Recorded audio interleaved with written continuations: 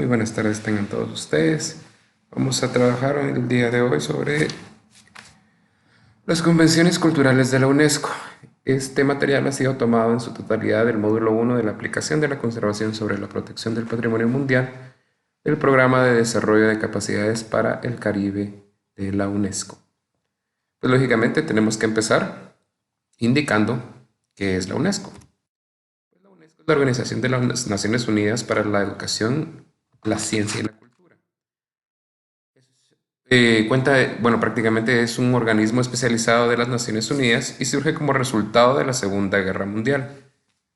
En noviembre de 1945, a propuesta de la Conferencia de Ministros Aliados de la Educación, los representantes de 44 países se reunieron en Londres y decidieron crear una organización que diera cuerpo a una genuina cultura de paz. Esta buscaba establecer la solidaridad intelectual y moral de la humanidad. En el preámbulo de la Constitución de la UNESCO se establece: puesto que las guerras nacen en la mente de los hombres, es en la mente de los hombres donde debe erigirse los baluartes de la paz. Una paz fundada exclusivamente en acuerdos políticos y económicos entre gobiernos no podría obtener el apoyo unánime, sincero y perdurable de los pueblos del mundo, y por consiguiente, esa paz debe basarse en la solidaridad intelectual y moral de la humanidad. Básicamente, la premisa o el preámbulo que se establece en la Constitución nos habla de la realidad en la cual se puede ver al hombre, no expresamente, o pensémoslo, no aislado o alienado de su espíritu o de su esencia, viéndolo únicamente como un ente económico o biológico, sino como un ente espiritual como tal. En esa realidad se entiende el valor de la cultura y cómo es a través de ella misma que se puede y se debe desarrollar una cultura de paz. Como parte de la familia de las Naciones Unidas, la UNESCO opera en concordancia con los principios de la ONU, de que todos los Estados miembros, independientemente de la convención que firmen, mantienen su soberanía y responsabilidad para sus propias decisiones. Eso, lógicamente, lo que nos habla es de que es una organización internacional, bien lo dice la palabra, internaciones o entre las naciones, pero se genera lógicamente un respeto a la independencia de cada una de estas naciones. Actualmente la UNESCO abarca 5 sectores: educación, ciencia, ciencias sociales, cultura y comunicación.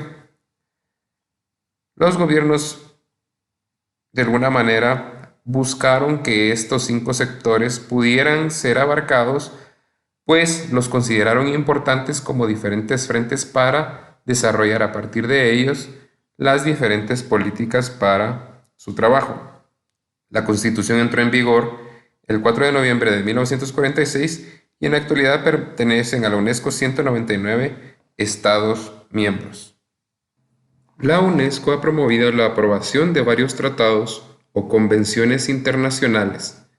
Las que se mencionarán, pues básicamente son las más importantes en la esfera del patrimonio cultural. Inicialmente vamos a tocar el tema de la Convención sobre las medidas que deben adoptarse para prohibir e impedir la importación, la exportación y la transferencia de propiedad ilícita de bienes culturales, que fue aprobada por la Asamblea General de la UNESCO en 1970, entrando en vigor en 1972 y en la actualidad cuenta con 110 estados parte.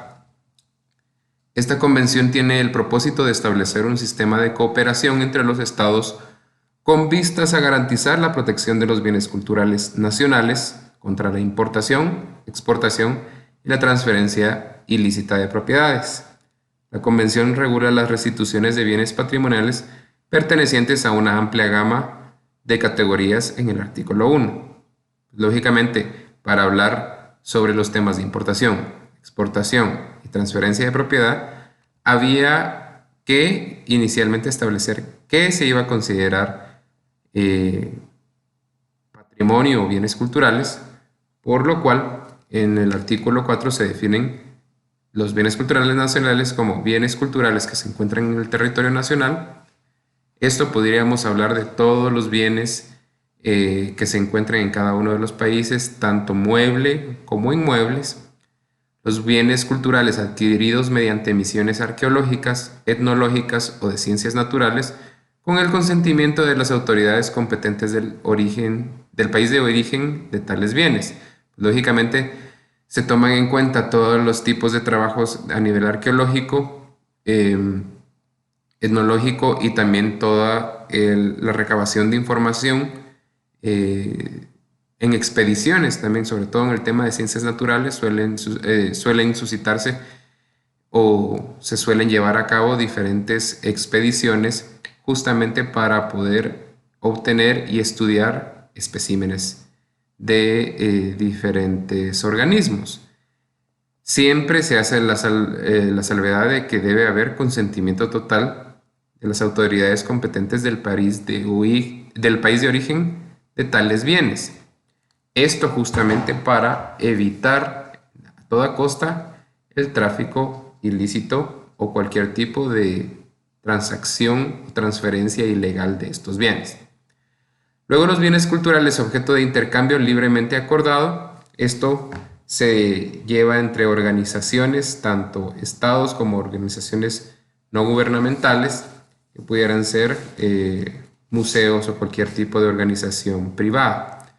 Finalmente, los bienes culturales recibidos como regalos o comprados legalmente en consentimiento de las autoridades competentes del país del origen de tales bienes.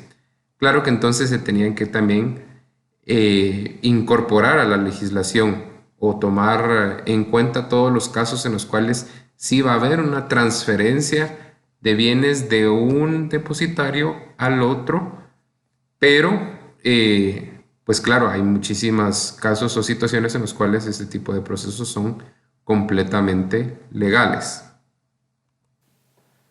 La puesta en práctica de esta convención es realizada por instituciones culturales y policiales como son la UNESCO, la Interpol y el ICOM.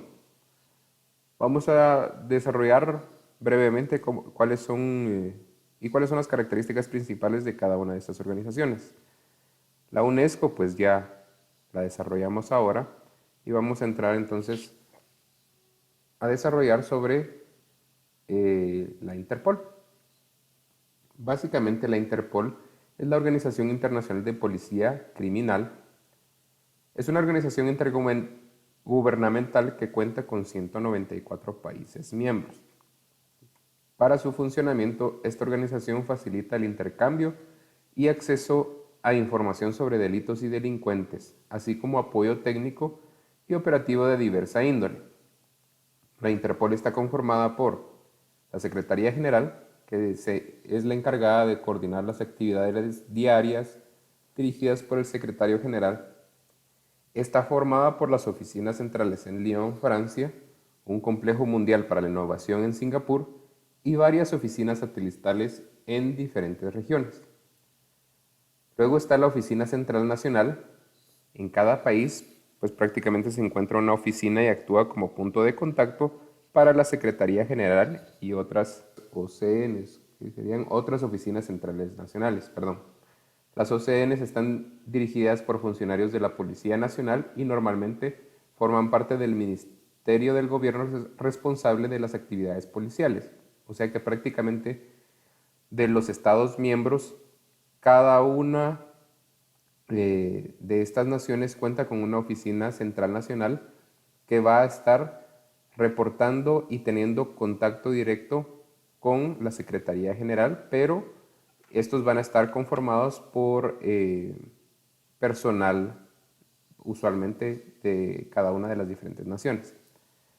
Luego finalmente está la Asamblea General, que es el órgano de gobierno y reúne a todos los países una vez al año para la toma de decisiones, evaluar el funcionamiento, las directrices a tomar y cualquier otro tema que sea de interés general. Actualmente cuenta con 3 grandes programas de acción que son el cibercrimen, en este programa o este frente que desean atacar, buscan garantizar la seguridad en el ciberespacio y prevenir los ciberataques. Luego está el crimen organizado, que realmente nosotros hemos escuchado siempre sobre cómo hay alguna búsqueda de algún delincuente o algún fugitivo a través de la Interpol, pues justamente es crimen organizado. En este frente lo que buscan es identificar y desmantelar redes internacionales y también dar una respuesta a los diferentes ataques que eventualmente se dan. Esos ataques lógicamente van más allá de simples asesinatos o incluso en algunos casos son asesinatos, pero tienden a trascender de una nación, entonces se pone siempre eh, la búsqueda a través de la Interpol y pueden entonces los distintos Estados miembros fungir o buscar en sus naciones y también ser un ente para buscar que se pueda aplicar la justicia. Y finalmente, la lucha contra el terrorismo, que es prácticamente la prevención de ataques terroristas.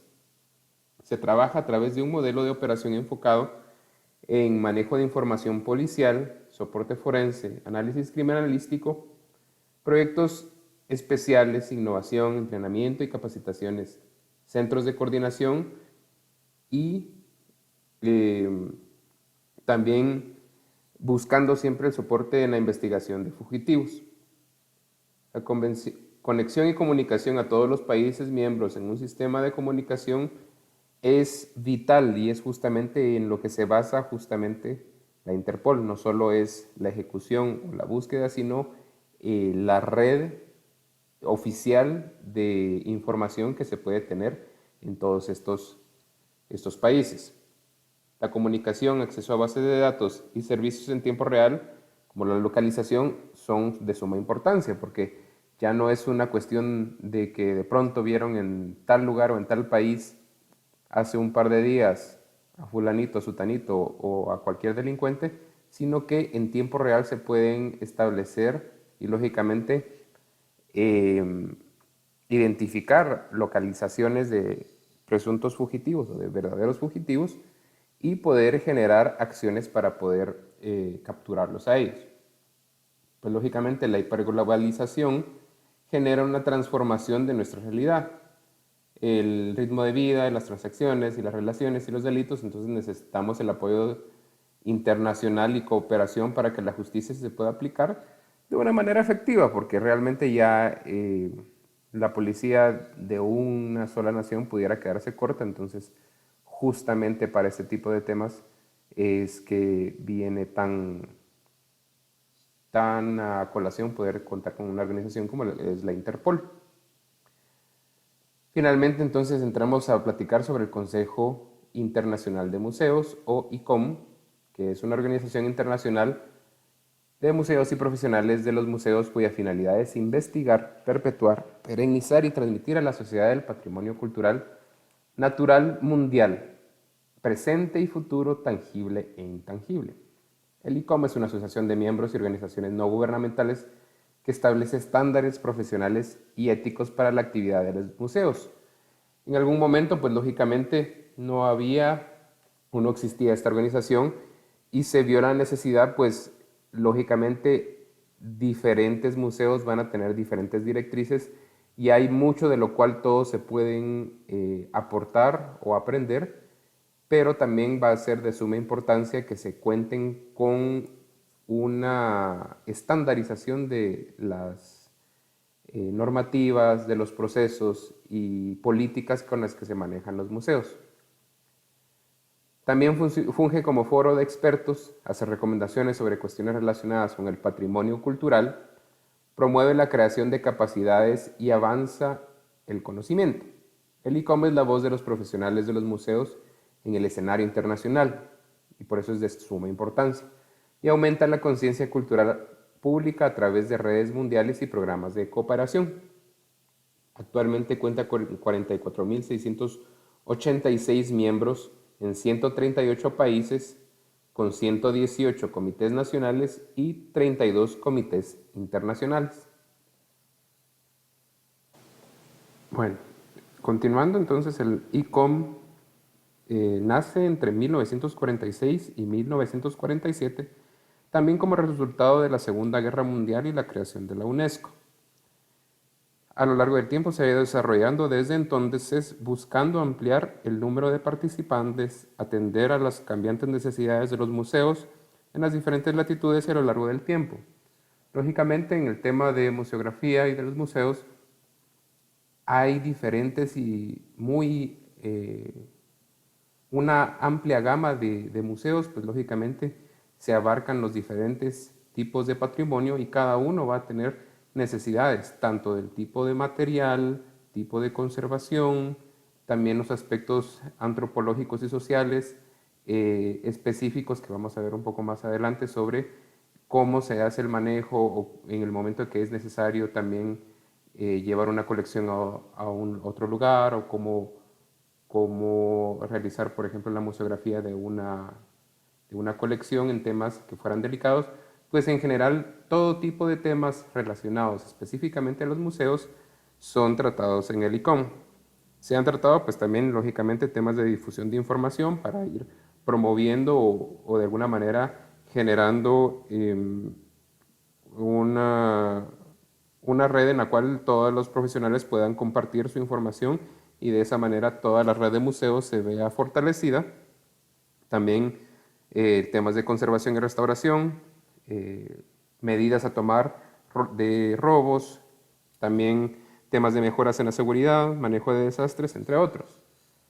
Básicamente el ICOM lleva a cabo 5 misiones esenciales, que son establecer estándares de excelencia para todos los museos que se encuentran a su cargo o que se encuentran más bien organizados como parte de esta estructura, ser un foro diplomático en el cual se pueda mediar entre distintas organizaciones, desarrollar la red profesional para que, lógicamente, todos los museos que se encuentran incorporados puedan tener las mejores condiciones, tanto de administrativas, de conservación y de desarrollo, animar un centro mundial de reflexión, específicamente a lo largo de cómo se va desarrollando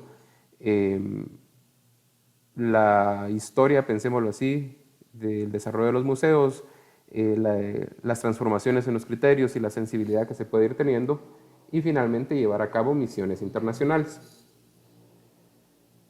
Regresando al tema de las convenciones, pues vamos a hablar específicamente de 3 casos en los cuales es el resultado de esta convención que permite solucionar problemáticas a tema de patrimonio a nivel internacional. Primero vamos a platicar sobre la restitución del obelisco de Aksum, que bueno, básicamente el obelisco de Aksum lo pueden ustedes ver ahí en la fotografía. Tiene prácticamente 24 metros de altura y 160 toneladas. Está tallado completamente en roca silicia. Es un monumento etíope que Benito Mussolini llevó a Roma en 1937. No había sido posible la restitución del mismo por vías gubernamentales, o sea, el propio gobierno etíope había solicitado a Italia que devolvieran el obelisco. Sin embargo, parte de las organizaciones tanto culturales como gubernamentales de Italia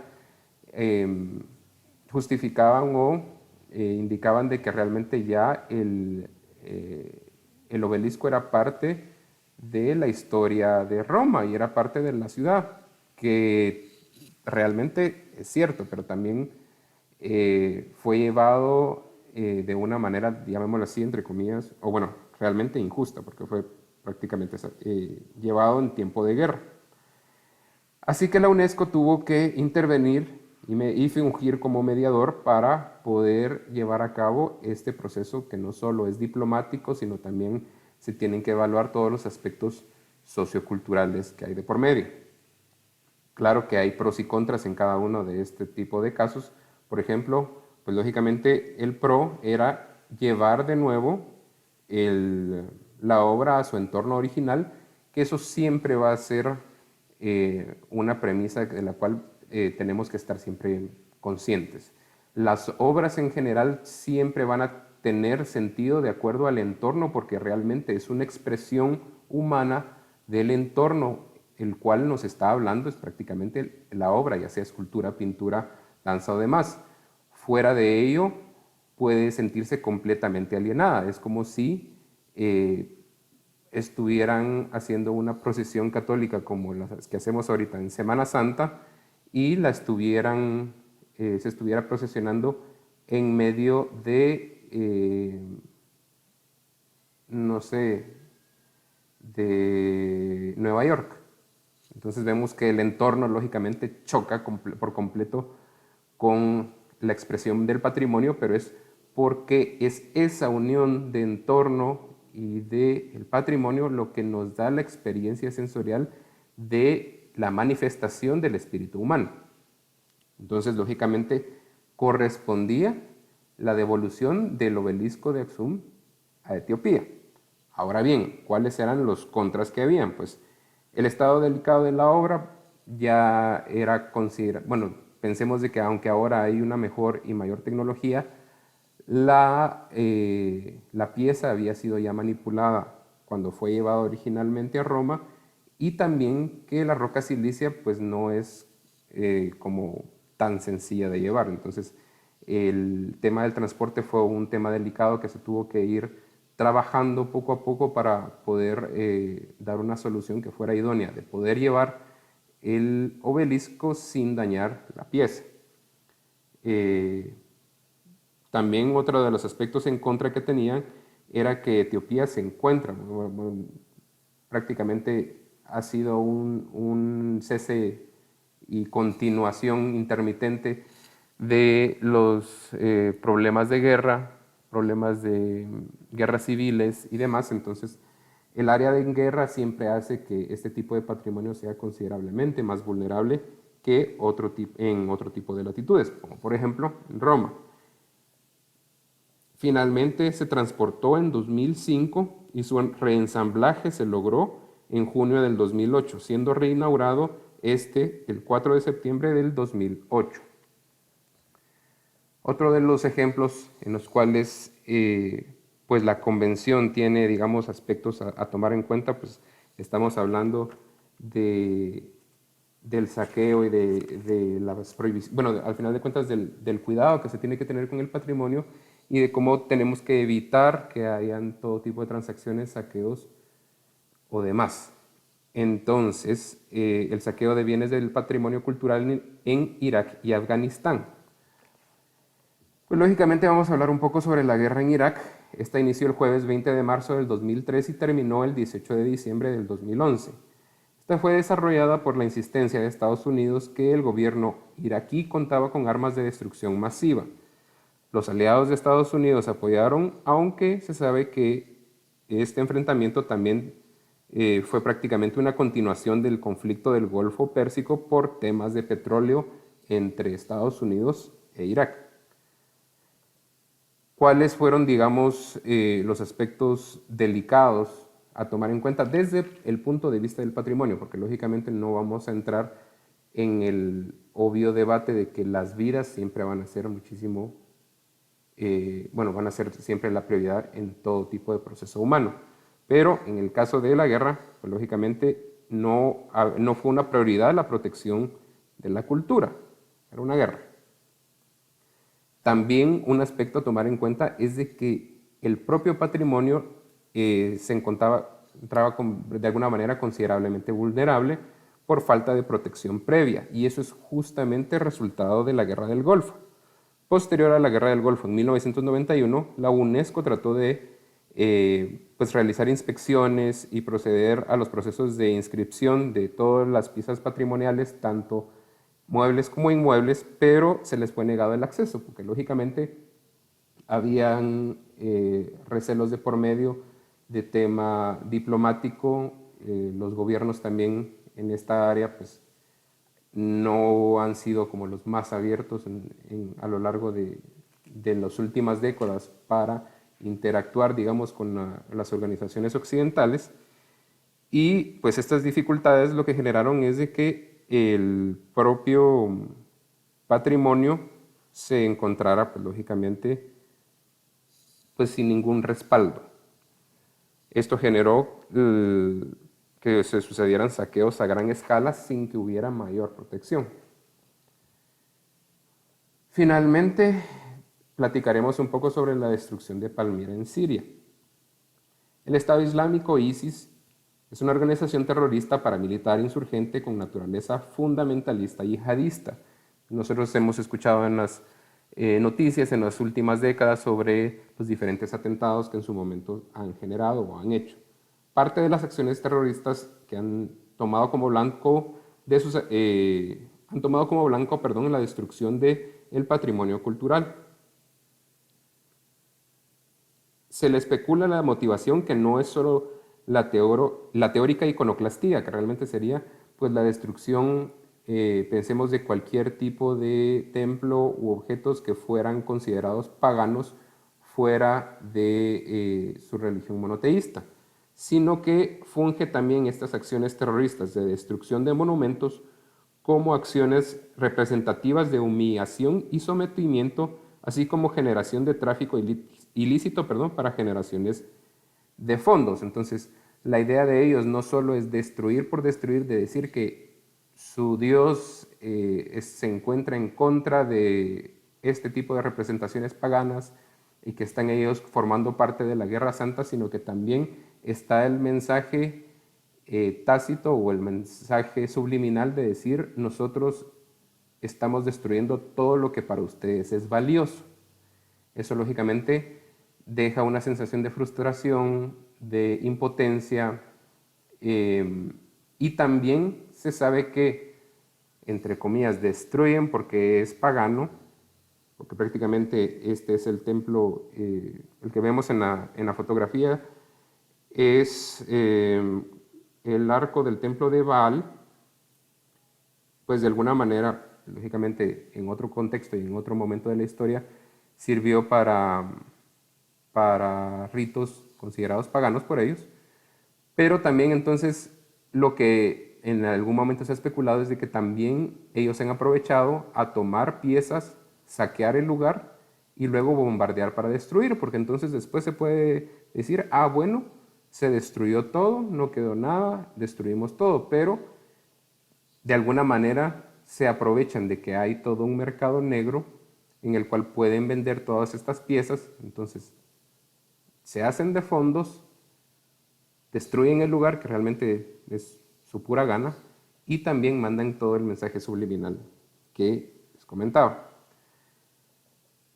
Pues lógicamente fue una pérdida grandísima para la humanidad. Sin embargo, en unión del gobierno sirio con Rusia, a finales de 2019 se había empezado pues ya a plantear los procesos de reconstrucción, pensémoslo así, o de restauración del lugar, porque no es que se fuera a reconstruir como tal, sino que se iba a empezar realmente todos los procesos que conllevan la recuperación de uno de estos monumentos, pues lógicamente siguiendo con todos los lineamientos y los criterios apropiados.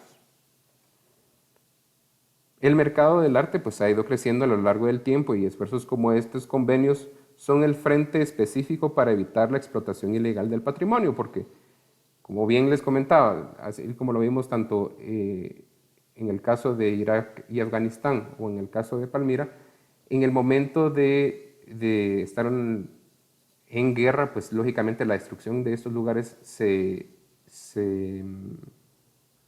le denomina específicamente crímenes de guerra, pero también, llamémoslo en buen chapín, esto es tierra de nadie. Entonces, en todo este desorden y en todo este caos, pues siempre se aprovechan muchos traficantes de patrimonio para, pues de alguna manera, llevar, robar y trasladar todo este patrimonio a lugares donde no corresponde. Entonces, son estos esfuerzos que vemos con la Interpol, la UNESCO y el ICOM, en el cual ya se puede ir trabajando de forma internacional cada uno de estos casos, porque sabemos de que no es un monumento, no es una obra, es una obra que nos representa como humanidad, es un monumento que nos representa como humanidad, y que lógicamente merecen de ese tipo de respeto y cuidado. A los Estados miembros forman parte de la convención, se les estimula a firmar esta con vistas a proteger más eficiente los bienes culturales nacionales. Lógicamente, como vimos, la UNESCO pues está estructurada como una organización internacional, pero cada una de las naciones es independiente. Entonces, los Estados miembros se estimulan, lógicamente, la protección, las medidas y cuidados que tienen que tener para los bienes culturales que cuentan en su nación, la recuperación de bienes culturales nacionales, como vimos en el caso de el obelisco de Aksum en Etiopía, ser parte de una red internacional y recibir los beneficios de la asistencia técnica que ofrece la UNESCO. Bueno, ahora vamos a platicar un poquito sobre la Convención sobre la Protección del Patrimonio Cultural Subacuático, que pues fue aprobada en 2001 y entró en vigor hasta el 2009 por la lentitud de los procesos de ratificación de los Estados miembros. No es únicamente que se apruebe y decir, bueno, ya, ahorita estamos todos embarcados, sino que debe estar ratificado por un número suficiente de Estados partes para entrar en vigor. Los objetivos de este tratado internacional son estimular los Estados partes a identificar, proteger y preservar su patrimonio cultural subacuático. En el artículo 1 se define el patrimonio cultural subacuático como todos los indicios de existencia humana de carácter cultural, histórico o arqueológico y que haya en estado total o parcialmente bajo el agua, temporal o permanentemente durante al menos 100 años. Entonces, pensemos que ese aspecto de temporalidad siempre va a ser muy importante para poder establecer que sí forma parte del patrimonio cultural subacuático y que no. Esta convención es particularmente importante para Centroamérica y el Caribe, ya que una gran proporción de los 3 millones de pecios, los pecios para tenerlo todo en claro, son todo tipo de materiales que se encuentran en el fondo del mar como el resultado de algún hundimiento o cualquier tipo de, pensemos que objeto humano que terminó en el fondo del mar. Entonces, gran proporción de todos estos pecios se encuentran todavía aún sin descubrir y están diseminados en los océanos del mundo. Vemos ahí en el mapa cómo hay gran densidad de estos pecios, lógicamente en las regiones donde han habido puertos y lógicamente ligado a poblaciones con históricamente alto desarrollo económico. Entonces, nosotros podemos pensar en toda la historia de la invasión y conquista de América por Europa y vemos cómo a lo largo del océano Atlántico vamos a tener gran cantidad de estos yacimientos. Son significativos sitios del patrimonio marítimo tanto prehistórico como histórico, potencialmente perteneciente a culturas mayas, taínas y caribe, porque realmente no es únicamente hablar de la cultura europea, sino que incluso vamos a ver de que hay pecios que van a estar ligados estrictamente a las diferentes culturas prehispánicas. Vemos acá un mapa antiguo en el cual ya tenemos las épocas de actividad comercial entre Europa y el territorio americano. Vemos las diferentes rutas y básicamente podemos pensar o podemos identificar a lo largo de la historia la presencia, por ejemplo, de grupos de piratas, búsqueda de oro, esclavitud. Todos estos grupos surcaron los mares con gran cantidad de barcos y también tuvieron problemas y naufragios. En algunos casos fueron, pues, lógicamente accidentes, en algunos casos, pues, también se pensaba, pensémoslo entre comillas, que para guardar algunas piezas y que fueran, posteriormente se pudieran recuperar, se fueron en el fondo del mar, pero son esos los menos, la menor cantidad de los casos.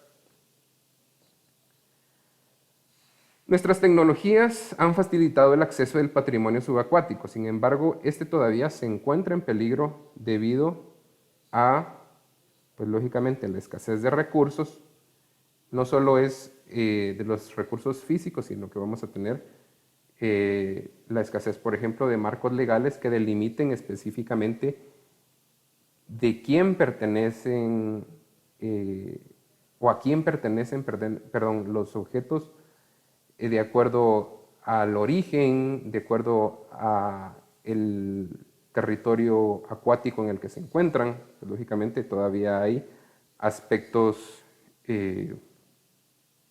lagunas, pensemos, lagunas legales en las cuales todavía se tienen que establecer todos los detalles para poder tener este tipo de recursos. También vamos a tener escasez de recurso personal, pues no se cuenta con gran cantidad de arqueólogos marítimos.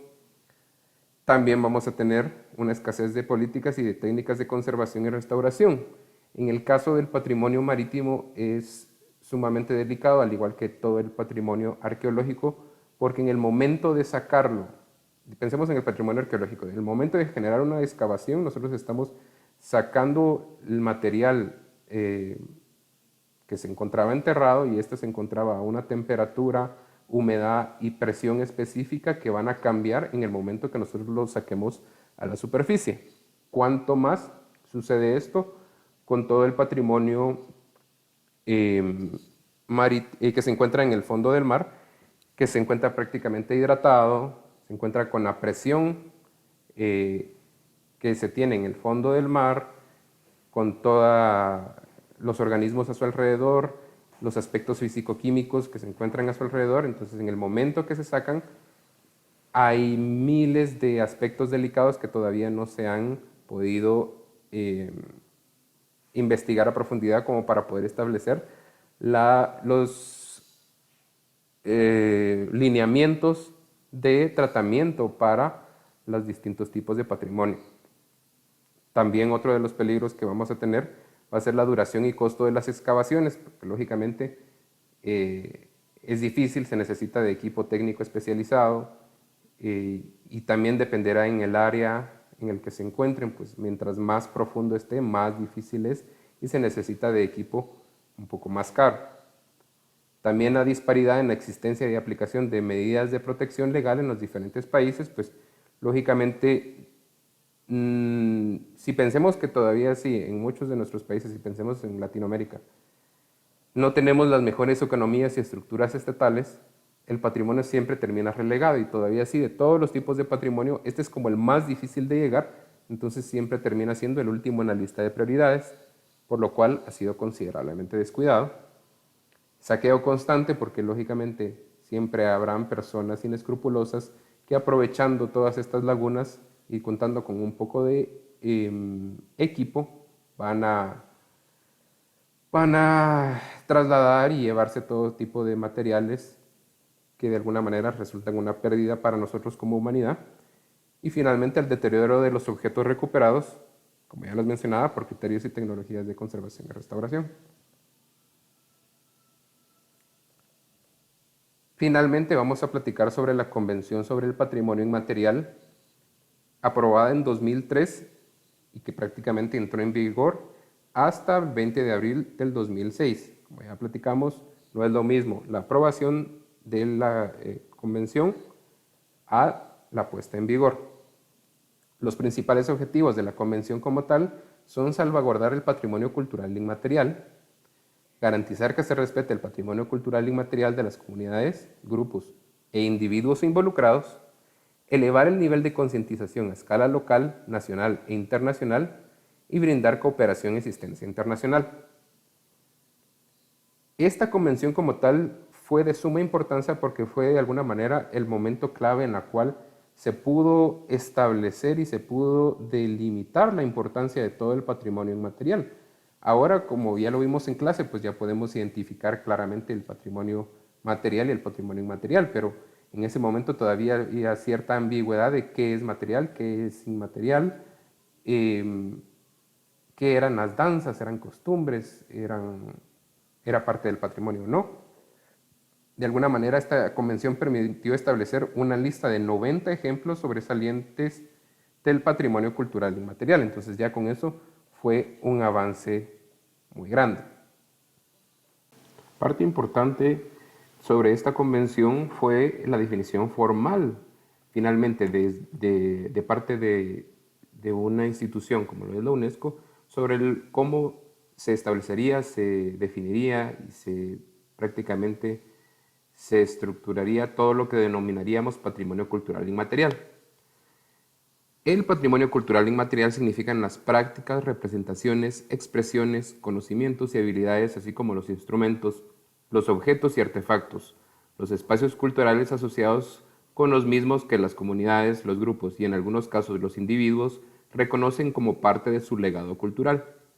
Este patrimonio cultural inmaterial transmitido de generación en generación es constantemente recreado por comunidades y grupos en respuesta a su entorno, su interacción con la naturaleza y su historia, y les proporciona un sentido de identidad y continuidad, promoviendo de este modo el respeto por la diversidad cultural y la creatividad humana. Lógicamente, hasta ese momento no se había delimitado específicamente qué era el patrimonio cultural inmaterial. Sí se tenían lógicamente las nociones de lo que eran costumbres, tradiciones, danzas, el folclore, tradición oral, el lenguaje, pero no se asimilaban como un patrimonio como tal porque, si se recuerdan de que en las clases iniciales habíamos hablado del patrimonio como un legado, pero que también se hacía siempre referencia, tanto en aspectos legales como en la vida cotidiana, de un aspecto económico o por lo menos de bienes tangibles. Entonces, de alguna manera, hablar de un patrimonio inmaterial quedaba para muchos en una ambigüedad extraña o como un tema nuevo, pero sin embargo vemos ahora ya mucho tiempo después con todo el conocimiento y con todo el estudio que ya hemos ido haciendo a lo largo de los años, que sí es válido y es muy importante hablar del patrimonio cultural inmaterial, porque al final de cuentas es el legado inmaterial o el legado, si lo quisiéramos llamar desde otro punto de vista, el legado espiritual o el legado que tenemos como humanidad, como sociedad, como grupos de personas y que es pasado de generación en generación. Durante los años subsecuentes hasta la actualidad se ha realizado un esfuerzo notable encaminado a ampliar la conceptualización y descripción del patrimonio inmaterial y en la actualidad pues se presta mayor atención a la humanidad, las artes dramáticas, los idiomas y la música tradicional, así como a los sistemas informacionales, espirituales y filosóficos en los que se basan estas creaciones. Entonces, básicamente toma verdadera importancia y verdadera notoriedad todos los aspectos del patrimonio cultural inmaterial. ¿Cuáles van a ser las principales características?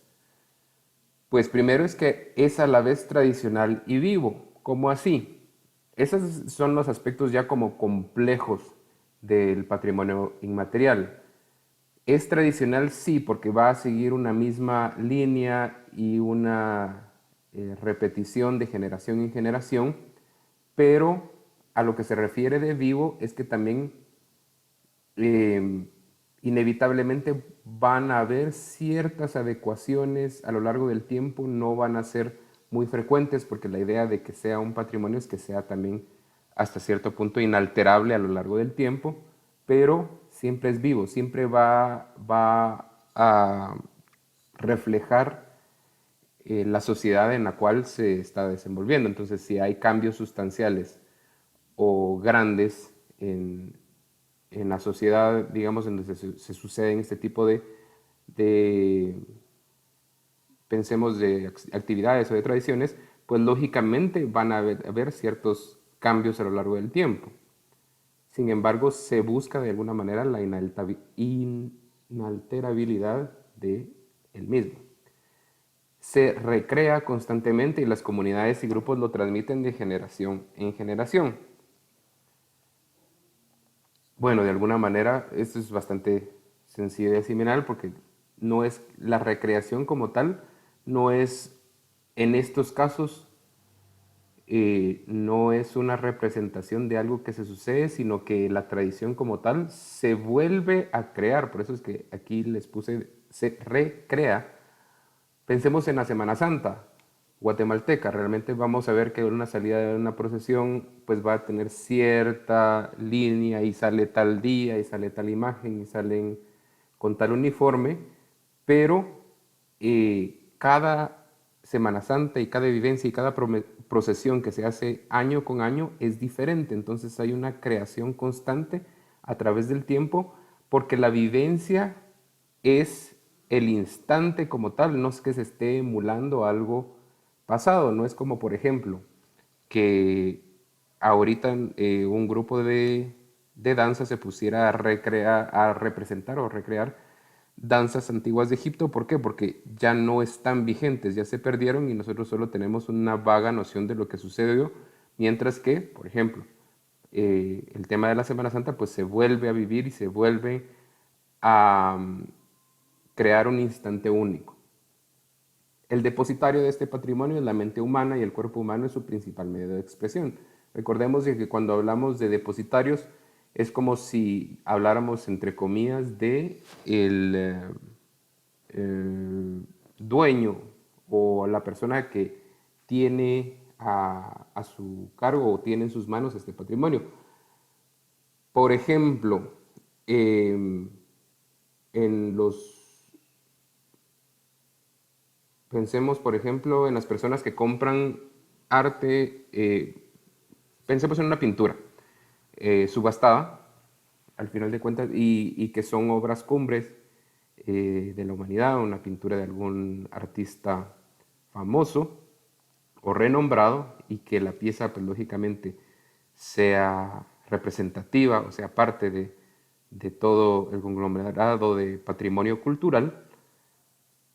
Si es declarado patrimonio como tal, patrimonio cultural, es de la humanidad. Entonces la persona no es dueña del cuadro, sino que realmente es un depositario del mismo. En este caso, hablamos del patrimonio cultural inmaterial, entonces el depositario de este patrimonio es la mente humana. O sea, todos no podemos reclamar, o ninguna sociedad puede reclamar como propiedad privada este tipo de patrimonio. Sí, lógicamente se puede hablar de que tal tradición o tal patrimonio inmaterial pertenece a tal grupo. ¿Por qué? Porque es representativo del grupo, pero no hay una pertenencia por propiedad, sino pertenencia por el desarrollo y espíritu como tal es representativo del grupo o de la sociedad. Los conocimientos y las destrezas generalmente se comparten con el resto de la comunidad. Usualmente las expresiones se ejecutan colectivamente, pues vamos a ver que hay danzas, ceremonias, todo tipo de este tipo de patrimonios siempre van a tener este carácter colectivo, y eso lógicamente también permite su perdurabilidad porque su difusión termina siendo lógicamente muchísimo más sencilla. Al momento de hacer actividades completamente colectivas, se multiplica ese poder de difusión y entonces vamos viendo cómo las comunidades enteras se reúnen para vivir y aprender y posteriormente trasladar este patrimonio a las generaciones venideras. ¿Proporcionan a las comunidades y los grupos un sentido de identidad y de continuidad? Claro, porque cada una de estas representaciones o de este tipo de patrimonio van a ser una expresión del sentir de una comunidad específica. Entonces es de esa misma forma, en el cuidado de mantener este tipo de patrimonio y en el cuidado y el conocimiento de este tipo de patrimonio, que los grupos y comunidades van a generar filiación con sus antepasados, con su grupo como tal, y van a lógicamente proteger su transmisión, pensémoslo así, a las generaciones posteriores. Y finalmente promueve el respeto por la diversidad cultural y la creatividad humana. Esto porque de alguna manera, y eso fue algo como considerablemente importante en la medida que surgió la discusión del patrimonio cultural inmaterial, es que no hay un patrimonio más importante que otro, de la misma manera que no hay una raza más importante que otra. Somos una humanidad con diferentes comunidades y diferentes razas, y de esa misma cuenta hay diversidad y diferentes expresiones culturales y diferentes tradiciones, y todas van a ser tan importantes como las otras. Habrán unas que son más coloridas, habrán algunas que son más recatadas, habrán algunas que son más antiguas, habrán algunas que son más modernas, pero todas, en la medida que cumplan con todas las características que acabamos de nombrar, van a ser tan importantes como las otras. Vamos a analizar entonces ahora un poco sobre las similitudes entre las dos convenciones principales que vimos: la Convención sobre la Protección del Patrimonio Mundial y Cultural y Natural de 1972 y la del Patrimonio Inmaterial de 2003. Pues lógicamente el tema de similitudes es que la Convención del Patrimonio Mundial, pensemos que la de 1972 siempre nos vamos a referir a ella como la Convención del Patrimonio Mundial, sirvió como modelo aportando los principios generales de la protección como los mecanismos y estructuras administrativas creadas para su aplicación. Pues lógicamente no queda duda de que la interdependencia que hay entre los dos tipos de patrimonio cultural, lógicamente el material y el inmaterial. Si bien el patrimonio material e inmaterial son diferentes, ambos transmiten significados y están contenidos en la memoria de la humanidad, así que se encuentran completamente interrelacionados. El único modo de comprender el significado y la importancia de cada uno es abordarlo en su relación con el otro. De esta manera, realmente no es como que se pueda tajantemente separar. Se recuerdan que en el examen, en su primer parcial, vimos un poquito sobre esto en relación de que sí puede haber realmente un patrimonio que sea 100% solo material o 100% solo inmaterial. No existe, porque siempre va a haber una interrelación de una con el otro. El objeto va a cobrar la relación, bueno, el sentido o el espíritu de acuerdo al significado que éste tenga, o al rito o a la idea que contenga en él. Y lógicamente también vamos a tener al patrimonio inmaterial, que va a requerir de materiales para su creación. Entonces, no hay separación de uno con el otro.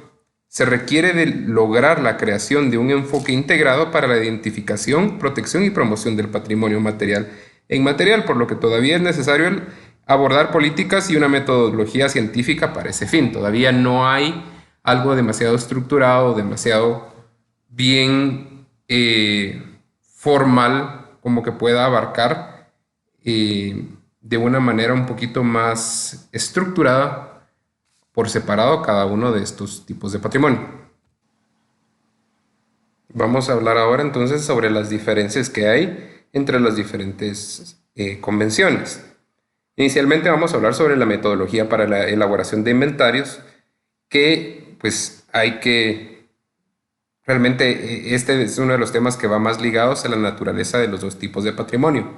El patrimonio material, valga la redundancia, pues es material, o sea, son objetos de todo tipo, mueble o inmueble, ¿verdad? Desde objetos pequeños hasta monumentos, mientras que el patrimonio inmaterial son procesos y prácticas. Estos no pueden ser catalogados de la misma manera, pues no hay una forma, por ejemplo, de establecer sus dimensiones, sus características físicas y demás. Siempre va a haber una variabilidad porque justamente son procesos y prácticas.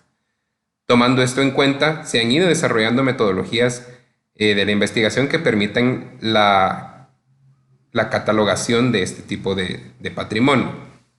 Luego tenemos las políticas de salvaguardia, que veremos que en el patrimonio inmaterial es una entidad viva, por lo que depende de los que la producen y la conservan.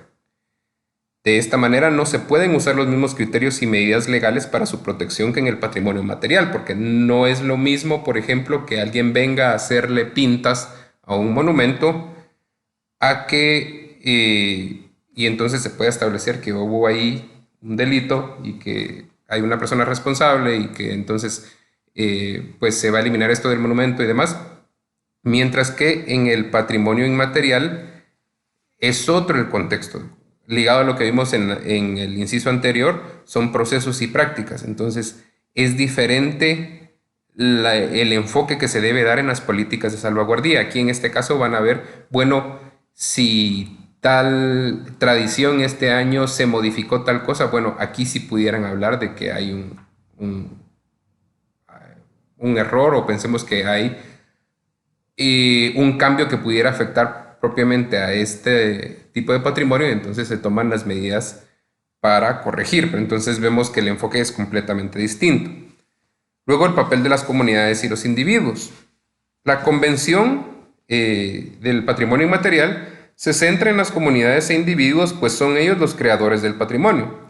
Al final, esta convención favorece a que estén mejor representadas las culturas del mundo y protegerle, dejando a un lado la visión monumentalista. O sea, no vamos a tener exclusivamente esta visión en la cual solo el objeto o el monumento es lo que va a tomar la importancia, sino en este caso, como son las comunidades, no solo las depositarias, sino que son las que generan las prácticas y procesos, son a ellas a las que se les va a tener que dar protección y respaldo.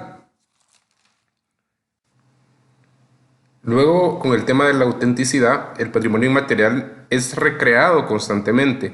No es como el patrimonio material que, pues, lógicamente, lo que se trata de preservar es la autenticidad de la pieza, aunque este discurso y este debate ha ido transformándose, qué es auténtico, qué no, porque lógicamente en tema de conservación es necesario eventualmente pues agregar materiales en los procesos de conservación y de restauración. Entonces se queda siempre un poquito en duda hasta qué punto se mantiene la autenticidad, qué es la autenticidad, el espíritu de la obra, pero está ligado solo a lo material o está ligado a la concepción como tal. Bueno, pues eso es debate de otra clase y de otros tipos de estudios, pero si nosotros lo ponemos acá bajo la lupa del patrimonio cultural inmaterial, realmente el término autenticidad aplicado no es pertinente, justamente porque de alguna manera esta constante recreación, realmente esta palabra no me gusta tanto, sino que para el patrimonio inmaterial sería esta creación constante o continua, hace de que de alguna manera siempre hayan leves cambios que no afecten globalmente a la tradición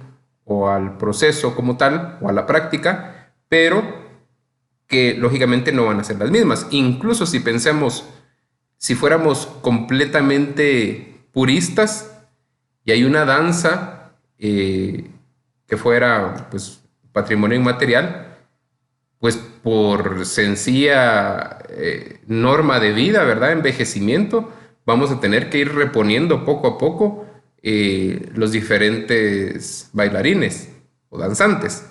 Y esto a lo largo del tiempo, pues se sucede continuamente, pero eso no afecta como tal el sentido de la práctica. Entonces, aquí vemos cómo no se puede aplicar realmente este término o este análisis. Pensemos en el patrimonio cultural inmaterial.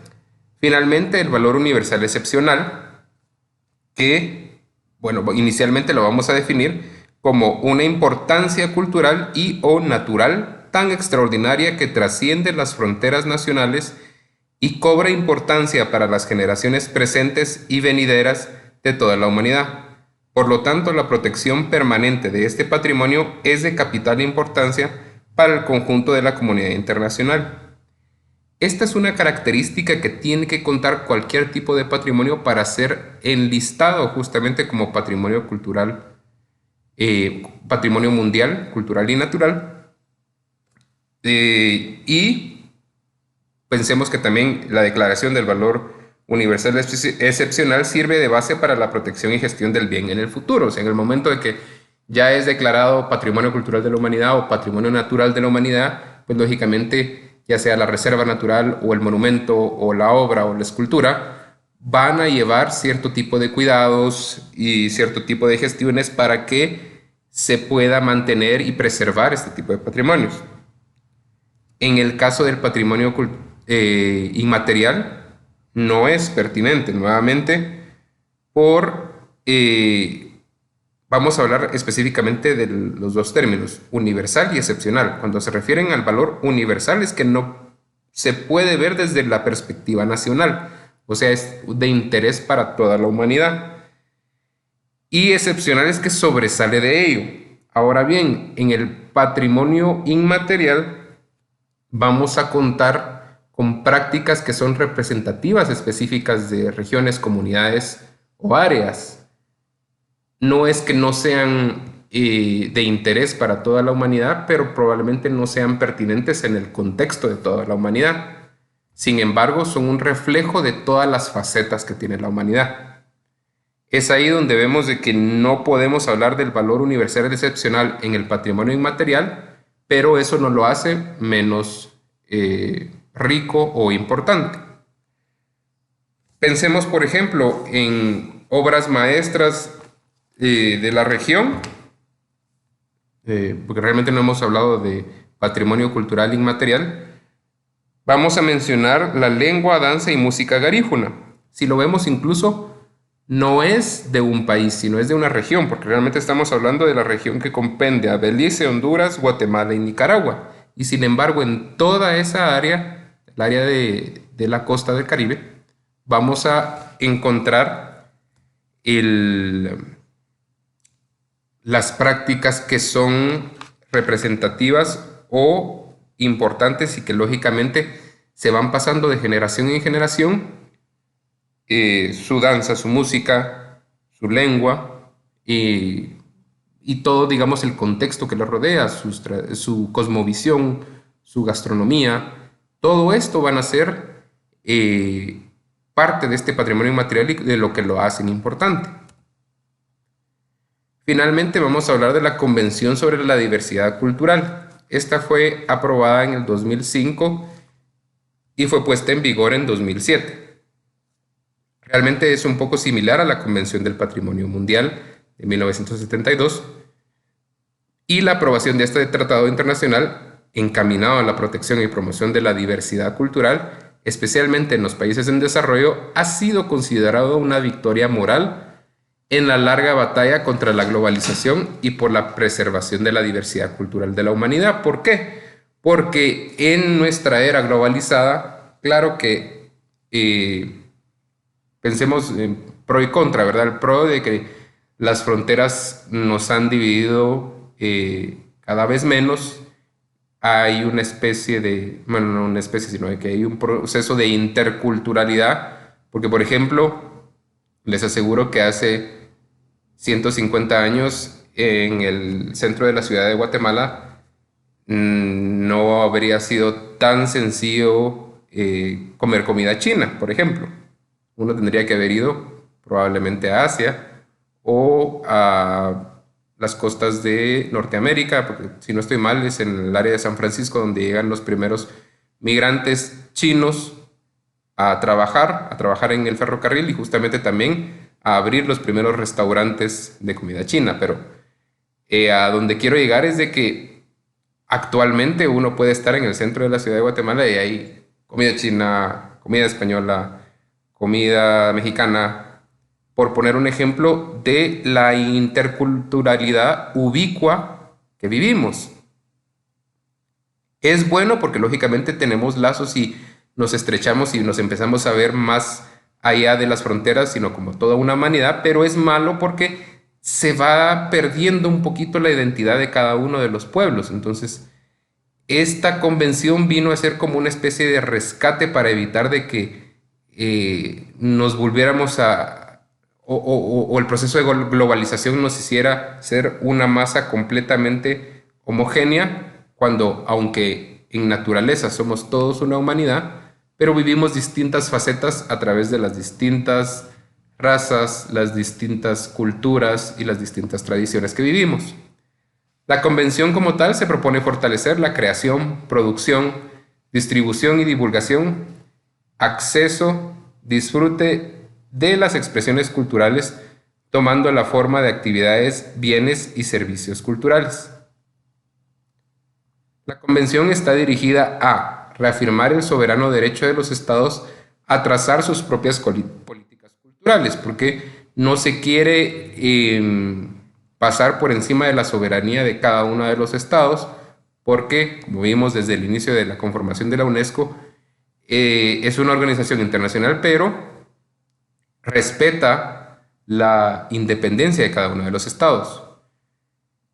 También está dirigida a reconocer el carácter específico de los bienes y servicios culturales como vehículos de identidad, valores y significados, porque realmente lo son. Son los bienes y servicios culturales, la experiencia cultural tanto de los objetos materiales y el patrimonio material como las prácticas y tradiciones del patrimonio inmaterial, los que van a generar el sentido de identidad, valores, significado y realmente espíritu de cada una de las comunidades. Finalmente, también está dirigido a fortalecer la cooperación y solidaridad internacionales con vistas a apoyar las expresiones culturales de otros países, de manera de que cada uno de los estados miembros pueda contar con un soporte que probablemente a veces los estados como tal no van a tener, pero ya hay una organización que puede favorecer a que haya una mejor preservación y divulgación de las expresiones culturales. Junto con la Convención de 1972 sobre la protección del patrimonio mundial, cultural y natural y la Convención de 2003 para la salvaguardia del patrimonio cultural inmaterial, esta convención es uno de los 3 pilares de la preservación y promoción de la diversidad creativa. Vemos entonces así, y damos por terminado, las convenciones internacionales con las que actualmente se cuenta para la protección y salvaguardia del patrimonio cultural material e inmaterial, y el patrimonio natural también. Así que muchas gracias. Buena tarde.